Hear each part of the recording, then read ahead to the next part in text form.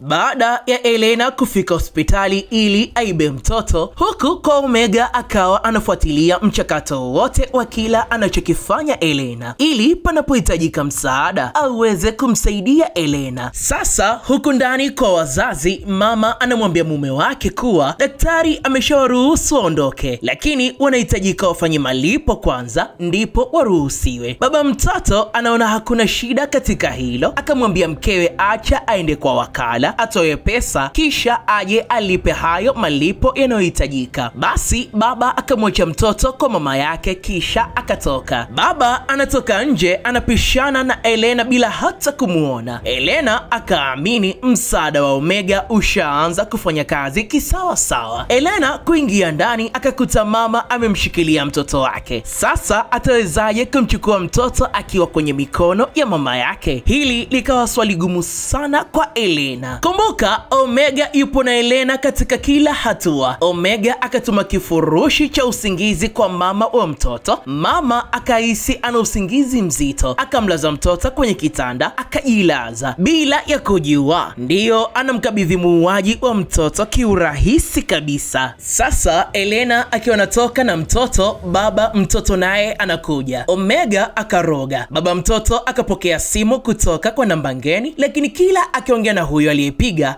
hawasikilizani. Huu ndio kawa mwanya wa Elena kutoroka vizuri kabisa. Baba kuingia ndani anashangaa kutokuta mtoto. Baba akamwamsha mama amwambie mtoto yuko wapi. Mama naye anashangaa, mtoto alimweka hapa tu. Msako wa kwanza kutafuta mtoto ukaanza. Upande wa pili huku kwa Cassandra, baada ya kutembea na kisu kwa muda mrefu, sasa akataka apate sehemu nzuri akifiche kisu ili aweze kurudi nyumbani. Cassandra akiwa anataka kuweka kisu, roho ya kaka yake ikaja. Hapo tokuwa na amani mpaka kweli ujulikane. Kenny, usinifatefate kama nzi. Haya, shika kisu chako. Ingawa nakihitaji kikisu siwezi kukigusa. Kama kweli unataka unirudishie, basi kakirudishe kwenye kaburi langu usiku wa manane, na umwambie ukweli mama ulichonifanyia, ndipo roho yangu itapumzika kwa amani. Cassandra akagoma. Hauwezi kutimiza anachokihitaji marehemu kaka yake aitwaye Kenny. Kwa kujua roho ya Kenny haiwezi hata kukisogelea hiki kisu, basi akaamua akihifadhi katika hili jengo ambalo halijamalizika. Elena baada ya kuiba mtoto tayari ameshafanya kumkatakata vipande kama alivyoagizwa na Omega. Sasa kifuatacho ni kwenda kuvitupa hivi viungo vya huyu mtoto mchanga katika mto usiku wa manane. Baada ya Rasta na mshikaji wake kufeli kumbaka Adeso mara mbili, sasa Rasta akaja na njia mbadala ambayo ni kujifanya chizi. Mshikaji wake Rasta anamwona Rasta anayaweza, maana hapa ananuka kama kinyesi cha mlevi. Rasta akaja mpaka ndani alipo Adeswa. Rasta akaanza kujifanya kama chizi. Sasa njia hii angalau kuna mwanga umeanza kuonekana, kwa maana Adeswa akaanza kumwona Rasta kama ni chizi mwenzie, ili hali Rasta yupo hapa kwa kuhitaji kipapuchi chake. Elena akiwa anaenda kutupa viungo kwenye mto akakutana na mwizi. Mwizi anataka huu mzigo uliopo kwenye box apewe yeye, lakini Elena anagoma. Mwizi alipoona Elena anagoma akamchapa kofi, akachukua boxi kwa ulazima. Mwizi akiwa anafungua box akaanza kucheza vibao bila anayempiga hivyo vibao kuonekana. Mwizi yakamshinda akakimbia, na anayefanya yote hayo sio mwingine bali ni mtaalam Omega. Rasta baada ya kucheza na Adeswa kwa muda mrefu, hatimaye Adeswa akaingia kwenye mtego wa Rasta, akamvua chupi Adeswa. Aise, chupi ni chafu ile mbaya. Kaburini alipozikwa Mandy akiwa hai ndio hapa, na leo ndio siku ambayo Mandy anapaswa atoke kaburini mwenyewe bila hata ya kupewa msaada na mtu yeyote, lakini mpaka muda huu pako kimya. Hakuna dalili ya Mandy kujifufua. Elena amefika kwenye mto akatupa box lenye viungo vya mtoto mchanga. Baada ya kukamilisha hilo akaondoka zake. Huku kaburini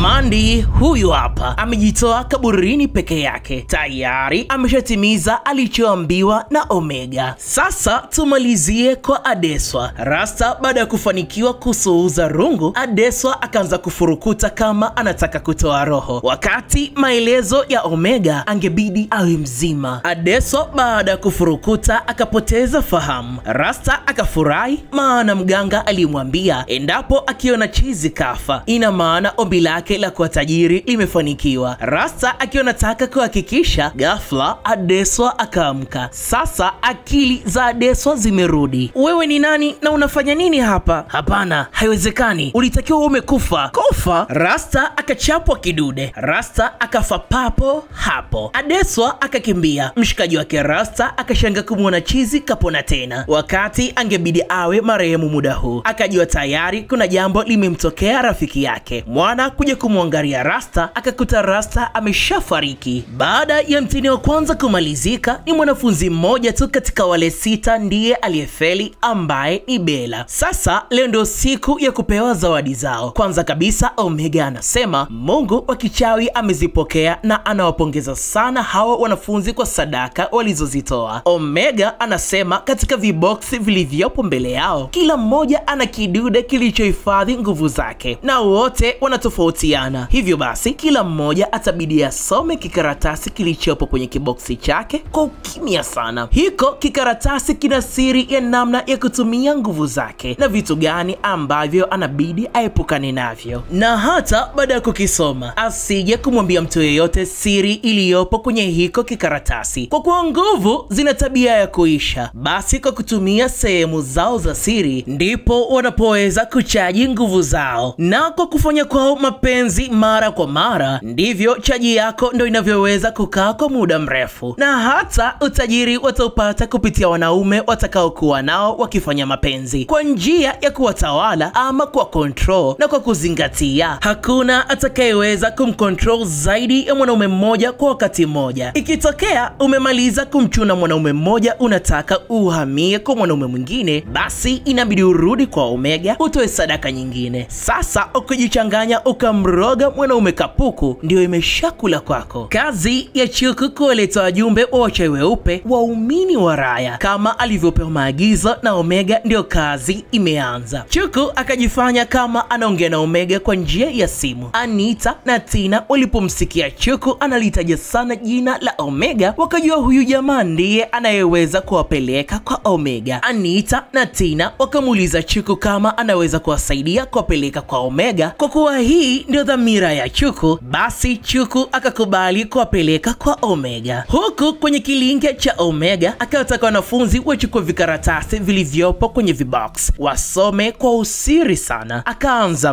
Mandi akasoma maagizo yaliyopo kwenye kikaratasi. Mandi anaambiwa kutokana na ujasiri aliouonesha kwa kukaa ndani ya kaburi kwa siku 3 na kujifufua yeye mwenyewe bila hata ya msaada wa mtu yeyote, basi hataweza kuuliwa na mtu yeyote. Lakini zingatio liwe hili, asije kukatisha uhai wa mtu yeyote. Akafuata Kelly anaambiwa kidude cha nguvu zake za kichawi hakitakiwi kuja kuoshwa kabisa. Ikitokea mtu yeyote akakiosha, basi Kelly atapoteza kila kitu. Anafuata Cassandra anaambiwa kidude cha nguvu zake za kichawi ni kisu alichokuwa akikimbia nacho. Sasa haitajiki mtu yeyote kukigusa hiki kisu, tofauti na Cassandra mwenyewe. Ikitokea mtu yeyote akakigusa hiki kisu, basi hiyo siku ndio itakuwa mwisho wa maisha ya Cassandra. Anayefuata ni Elena anaambiwa huu mdoli ndio kidude cha nguvu zake za kichawi, kikimaanisha watoto wake. Sasa haitajiki hata siku moja kushika mimba. Na wa mwisho ni Adeswa anaambiwa haitajiki kukutana kimwili na mtu chizi au aliyewahi kuugua uchizi, iwe kwa kujua ama kutokujua. Omega akawataka wanafunzi hawa kuzingatia vizuri maagizo waliopewa na kuwa makini na vitu walivyokatazwa kuvifanya. Tuje huku kwa rafiki yake Rasta. Baada ya kuona Rasta amefariki na hakuna cha utajiri, ameamua aje kuharibu kilinge cha mganga. Mganga akaja. Mwamba kumuona mganga ndio kazidi kuchefukwa, akazidi kushusha lawama. Yeye ndiye anayehusika na kifo cha Rasta. Mwamba akamtukana mganga matusi mazito. Mganga akamchapa kidude Mwamba. Mwamba akageuzwa mbuzi.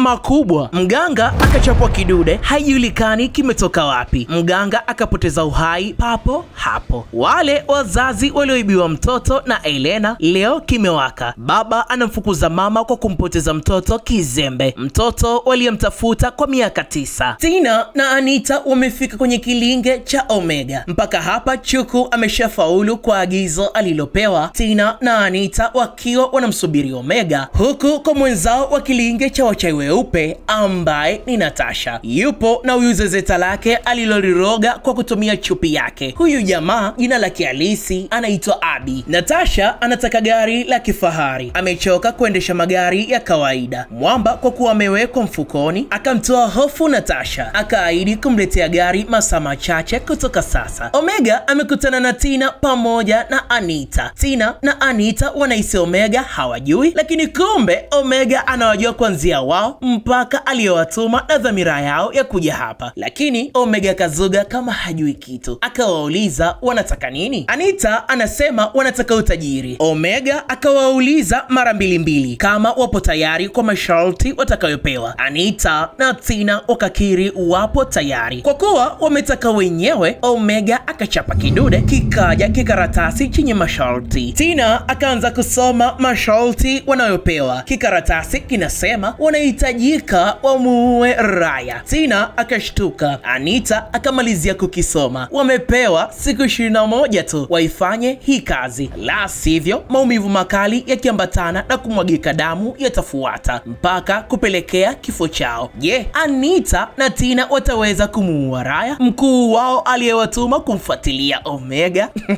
Tusubiri. Hii ni sehemu ya 3 ya Wanachuo wa Shetani. Sehemu ya 4 inafuata. Endelea kubaki hapa hapa. Heavy Movies.